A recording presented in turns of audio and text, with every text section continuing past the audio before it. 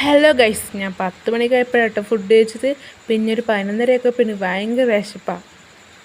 ഞാൻ അടുക്കളയിലേക്ക് പോയി നോക്കിയപ്പോഴാണ് കണ്ടത് ബ്രെഡും പഴവും ഇരിക്കണത്. ഞാൻ വേറെ ഒന്നും ആലോചിച്ചില്ല, ചാടി കയറിയ ബ്രെഡും പഴവും എടുത്തു. പിന്നെ ഞാൻ ചായക്ക് വെള്ളം വെച്ചു കേട്ടോ. വെള്ളം ചൂടായപ്പോഴേക്കും ചായപ്പൊടിയും പഞ്ചസാരയും ഇട്ടു.